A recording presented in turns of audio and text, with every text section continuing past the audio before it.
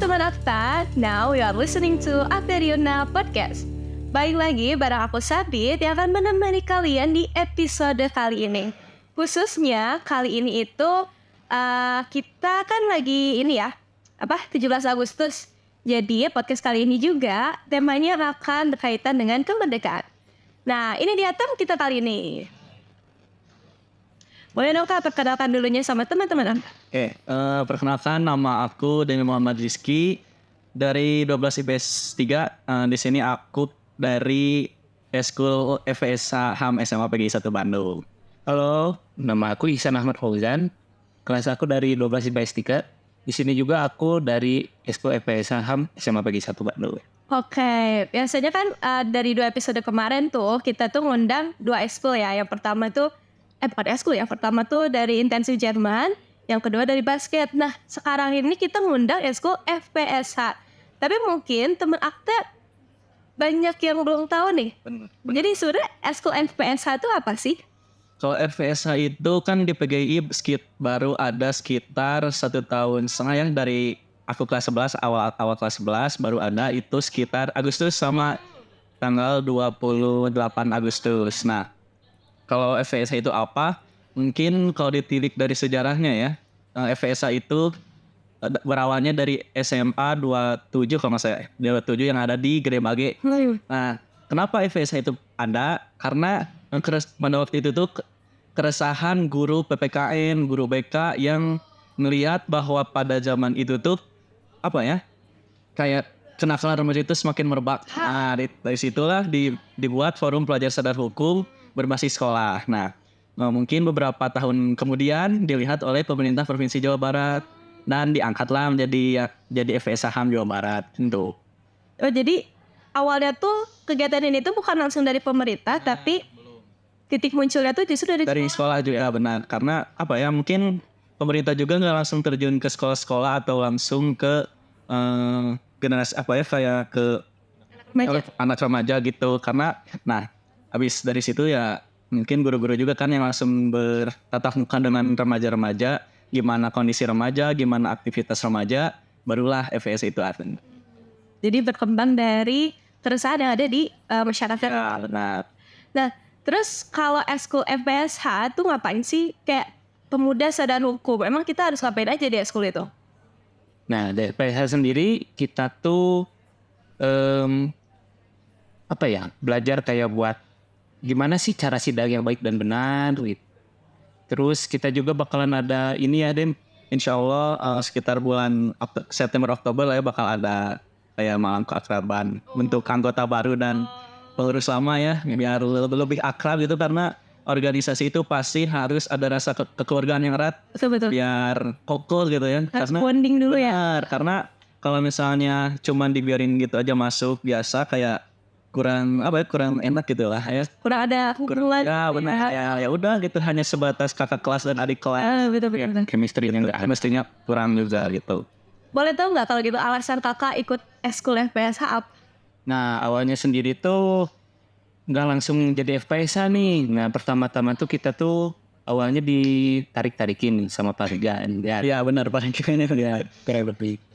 Nah, sebelum FPSH tuh kita tuh terjunnya di Pramuka dulu. Nah, di Pramuka lalu Pak Regan tuh kira-kira ngirim 6 orang ya? Ya, 6 orang buat ikutan technical meeting perekrutan FPSH Jawa Barat. Nah gitu. Awalnya sih berlima, 3 kelas 12, aku kelas 2-nya 2, kita berdua nih. Yeah. Nah, dari situ kita berlima tuh kayak ayo kita ikutan. Nah, ketika waktu pelaksanaan asesmen pertama itu cuman 3 orang yang ngisi. Ya, dua orang lagi kelas 12 itu kayak enggak deh, kayaknya gak ikut, kayaknya susah nih. Oh ya udahlah. Kurang sih. Benar. Nah, terus di asesmen kedua ada ya kakak kelas kita juga kelas 12 itu memutuskan buat ngelanjutin, dan otomatis kita berdua yang ngelanjutin karena kita juga konsultasi sama Pak Regan, Pak ini baiknya dilanjutin atau enggak. Nah, Pak Regan ngasih taunya ya udah lanjutin aja, lumayan katanya sertifikatnya dan sebagainya lah. Terus kalau memang benar pengen ada di PGI itu pasti kayak ya lumayan harus diperjuangkan juga gitu kan ya. Karena kita itu bangun FSA dari ya di sini itu dari nol banget gitu. Angkatan kakak tuh benar-benar mulai banget ya. Mulai banget. Jadi mungkin agak susah ya buat gimana sih cara struktur yang baik, terus administrasi yang baik, terus cara berorganisasi dengan baik itu pasti susah kalau di esko yang pertama gitu. Tadi ngomongin soal assessment, emang buat jadi duta sadar hukum ini, assessmentnya apa aja emang biasanya? Seingat kakak waktu itu. Kalau waktu itu zaman kita sih 2023 ya? Ya. 2023 itu assessmentnya merangkum materi yang dikasih sama FSA Jabar. Jadi ada 7 assessment. Assessment pertamanya bikin video gitu, bikin video perkenalan yang elevator pitch, dan sisanya tentang materi kesadaran hukum, terus tentang misalnya taat rambu, kayak gitu ya. Ya. Terus sekitar 3 bulan dikerjain, ya alhamdulillah kita bisa melanjutin jadi FSA Jawa Barat 3 gitu, dan menjadi duta hukum ya. Ya alhamdulillah. Gitu. Title duta hukum bertahan untuk selamanya? Kalau ada kurun waktunya? Kalau yang aku tahu sih duta hukum itu sampai apa ya? Seumur hidup sih. Kalau fokus saya seumur hidup waktu itu, dan insya Allah sertifikatnya juga bisa membantu kita di PTN nanti sebagai dokumen pendukung lah gitu. Lumayan ya. Jadi kayak wah lumayan nih peluang juga gitu buat jadi pendukung kita di PTN nanti ya. Tapi si sertifikat sebagai duta hukum ini tuh bisa digunainnya kalau kita apply jurusan hukum aja kah, atau bisa mungkin buat berbagai jurusan? Nah, sebenarnya tuh nggak cuman buat hukum aja nih. Nah, contohnya di waktu dulu tuh yang sebelum-sebelumnya tahun 2022 itu pernah ada yang nge-apply jurusan kedokteran nih. Dan alhamdulillahnya dia juga masuk melalui sertifikat ini. Jadi dia nggak apply kedokteran, terus masukin juga sertifikat FPSA, tapi bisa juga gitu ya? Ya bisa juga. Keren ya? Ya. Bermanfaat sekali ya? Kayak saya peluang luas gitu kan. Betul. Karena misalnya kalau tahun sekarang ya masuk PTN Iya, impian gitu ya. bener. Kayak saingannya banyak banget gak sih? Sangat kuat. Kenapa gitu? Kenapa jadi pemuda itu harus sadar hukum? Ya. Remaja itu kayak apa ya? Aku nganggapnya remaja itu kayak jembatan di mana dari sisi kiri itu fase anak-anak, lalu yang sebelah sininya itu fase menjadi orang dewasa. Nah, di mana ini tuh remaja itu kan sebagai jembatan lah ya. Kita itu harus ngebangun jembatan yang kokoh gitu, agar bisa menjadi orang dewasa yang baik dan benar dalam hukum ya, dalam mentaati hukum. Jadi dalam proses itu sadar hukum itu sudah harus Sadari lah. dipahami sejak masih remaja gitu ya. Kan kalau kita tarik dulu misalnya nggak ke hukum yang berlaku di Indonesia gitu, kayak peraturan-peraturan yang ada di sekolah deh, yang mudah-mudah dulu gitu kan. Remaja-remaja khususnya siswa-siswi SMA kan itu kadang masih ada yang melanggar, misalnya kayak kalau di PGI kan misalnya harus pakai jiput, harus kaos kaki harus panjang, itu kan masih ada yang melanggar ya. Betul. Nah mungkin faktor-faktor itu harus dikurangin, dan bagaimana caranya kita kayak buat sadar akan peraturan itu harus diikuti selama kita bersekolah di sini gitu. Nanti ketika keluar dari sekolah dan menjadi warga negara Indonesia dengan mempunyai KTP itu harus udah sadar, harus sudah melek gimana sih hukum yang ada di Indonesia itu, mungkin dari rambu lalu lintas kayak gitu kan, kayak hukum-hukum yang lain lah ada ya, kayak ya administrasi yang lain itu kan harus dipatuhi juga. Kenapa harus mulai dari remaja? Karena remaja itu pionirnya. Itu kan mungkin Indonesia kayak mencetuskan slogan bahwa Indonesia Emas 2045 berawal dari remaja. Udah ya. Betul. Itu kenapa, dan kenapa sih IKN dibangun juga? Mungkin karena salah satunya remaja juga menjadi bahan atau enggak menjadi tiang kesuksesan Indonesia nanti ya di umur 100 tahun nanti gitu. Jadi kalau enggak dari remaja siapa lagi? Terus kalau misalnya dimulai dari orang tua atau enggak yang lanjut usia kan kita gak tahu ya umurnya karena gak ada bukannya Bener-bener. gitu, tapi kita memang gak tahu umur itu sampai kapan ya. Mungkin kalau di umumnya remaja itu bisa umur panjang. Nah, Jadi- dimulai dari remaja. Terus dari remaja. Jadi sebenarnya hukum tuh nggak selalu soal hukum-hukum kayak perdata, pidana, apa, Itu dia dari sekolah juga ada ya majelis agung gitu-gitu Ya, lah ya. kayak rumit Gitu. tuh. Jadi sebenarnya kita sebagai pemuda juga di sekitar kita tuh sudah Banyak peraturan. terbaluti oleh Ya, hukum ya. benar. Dan ada norma-norma yang kita nggak ngeh gitu. Kayak harus diikuti, ada yang harus diikutin, ada yang harus enggak gitu. Saking udah jadi kebiasaan. Benar, kebiasaan orang Indonesia ya. Punya norma-norma yang kadang kayak pamali misalnya, contohnya pamali gitu. Ada ini. Pasti dipatuhi ya bagi kalau orang Sunda gitu.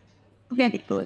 Karena tadi sebelumnya di opening aku mention bahwa kita itu podcast ini spesial kemerdekaan. Ya, tuh. Nah, sebenarnya kan bentuk kemerdekaan itu banyak ya. Kalau kemerdekaan dalam hal Indonesia ini kan waktu tahun 45 kemerdekaan dari penjajahan negara-negara ya. Nah, tapi kalau di zaman sekarang kemerdekaan kan sudah semakin luas ya.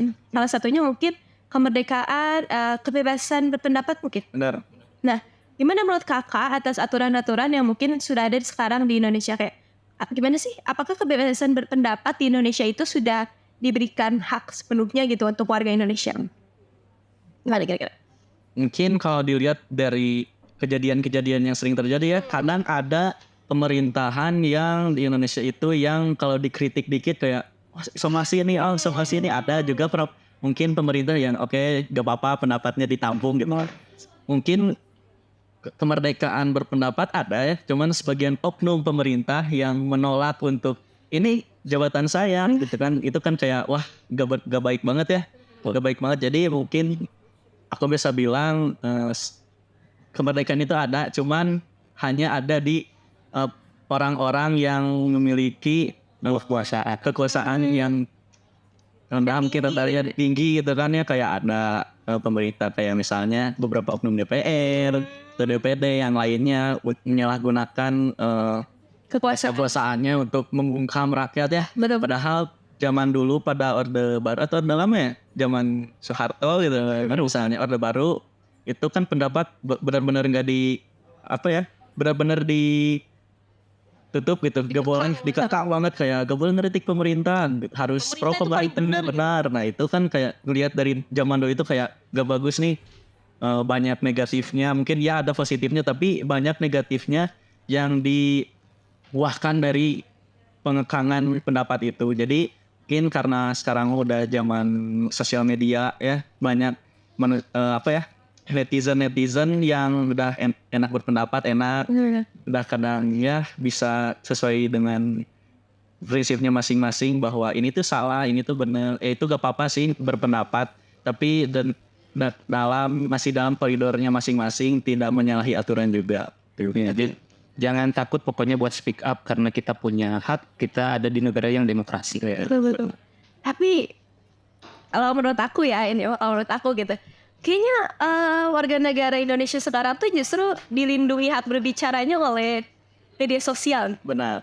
Dapat Kaisan deh gimana? Nah, Benar sih, benar. Itu sebenarnya pemerintah tuh harusnya ngapain sih? Kok apakah saking ininya gitu ya? Jadi warga negara justru cari perlindungannya ke media sosial malah. sebenarnya kebebasan berpendapat itu sebenarnya udah ada di dalam undang-undang. Nah, mungkin ya pejabat-pejabat itu nggak tahu atau tidak memahami sih dari undang-undang itu. Padahal kalau dilihat sendiri kan banyak ya sekarang buat orang-orang yang mengkritik pemerintahan gitu. Di dalam sosial media. Sebenarnya mah sah-sah aja buat ngekritik itu. Cuman seperti kata akademi yang barusan, harus sesuai dengan koridornya, jangan terlalu melenceng. Tetap harus sesuai kemampuannya gitu. Ya, betul, benar.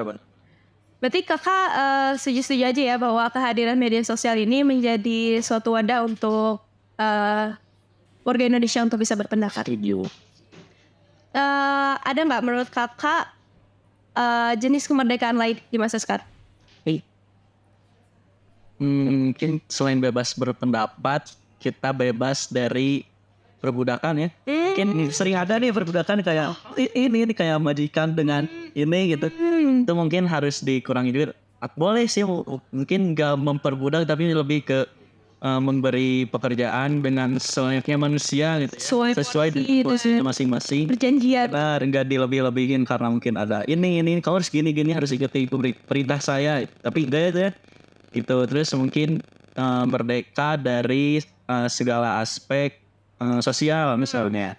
Kayak kan di sosial itu kadang ada yang bullying salah satunya di remaja ya, harusnya remaja nih masih ada. Nah itu tuh harus dikurangin gitu, dan harus dikurangi dari mulai lagi dari diri kita sendiri, bahwa bullying itu nggak baik. Kita nggak tahu kondisi psikisnya orang itu gimana.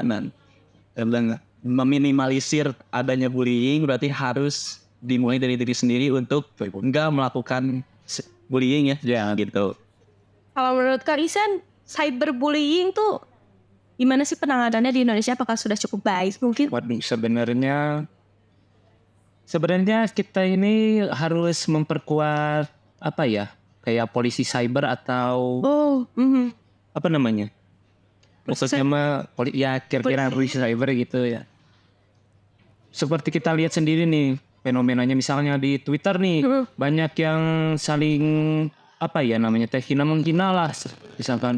Yang terakhir kali ini kalau gak salah pernah ngedenger tuh aku ada yang apa ya itu yang dibully dia tuh sampai bunuh diri.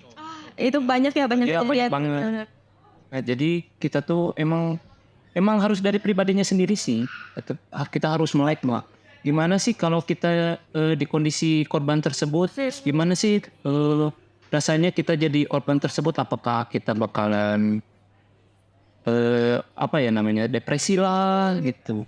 Bagaimana lah? Harus bisa memposisikan diri ya. Iya betul. Sebagai orang lain gitu. Gak boleh egois. Iya benar.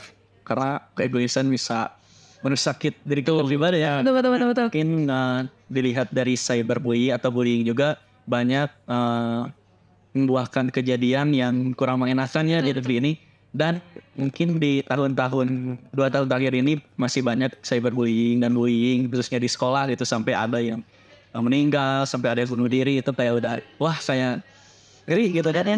Saya tapi semoga di PGI mah aman lah ya. Emang gak ada. Apalagi di PGI mah guru-gurunya sangat ini ya, sangat membantu sekali kalau ada masalah apa-apa juga gitu kan. Benar. Sebelum kita masuk ke penutupan, ada nggak saran gimana supaya anak muda itu mulai mau sadar hukum? Buat sadar hukum ya, yang tadi aku bilangin bahwa harus dimulai dari sendiri ya. Mungkin sekolah memberikan wadah untuk siswa-siswanya, gimana caranya kita mentaati peraturan khususnya di sekolah. Terus ada mungkin sekolah juga menyediakan atau mewadahi siswanya dengan eskul ya.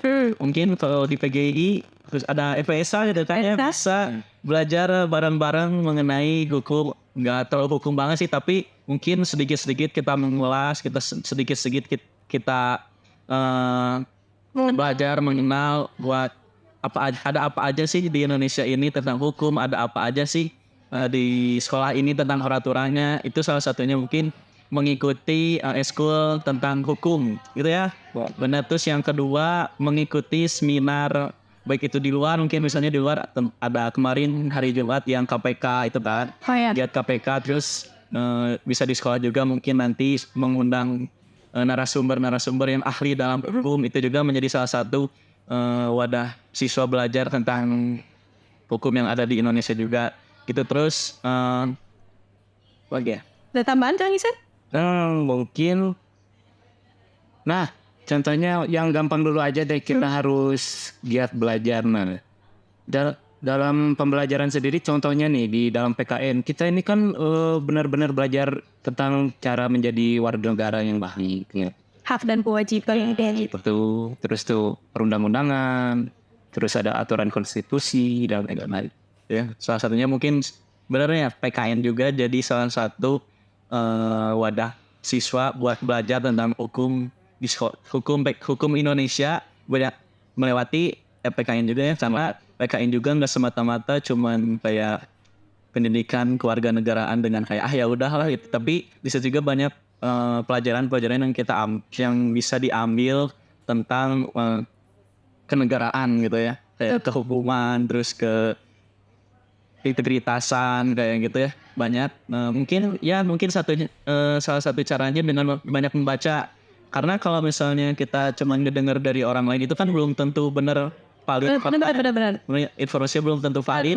Benar. Terus itu dari membaca tadi kita bisa menambah ilmu banyak, bisa saling tukar pendapat sama teman bahwa ini teh gini, hukum di sini gini, peraturan di sini gitu. Diskusi teman, karena kan kalau diskusi kita saling bertukar pikiran ya. Jadi banyak hal yang tumbuh dari diskusi itu kan. Jadi kayak berarti menurut dia gini, buat ini, buat aku gini, dan nanti di situ bakal ada titik temu yang memberikan hasil yang klop gitu. Betul ya. Ada lagi nggak? Cukup.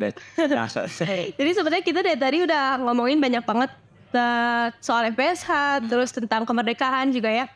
Jadi sebenarnya kemerdekaan itu bukan hanya tentang kemerdekaan dari penjajahan aja ya, tapi kemerdekaan berpendapat, kemerdekaan pendidikan, dan kemerdekaan lainnya di sekitar kita. Jadi tentu kita sebagai pemuda gitu ya, yang akan melanjutkan generasi di masa depan, melanjutkan bangsa, melanjutkan generasi emas Indonesia, harus mulai aware terutama dengan hukum, karena kita kan hidup selalu penuh dengan aturan. Ya betul. Lagi di Indonesia banyak kayak benar-benar jadi makanan kehidupan sehari-hari ya, hukum dan aturan. Benar-benar jadi dasar lah.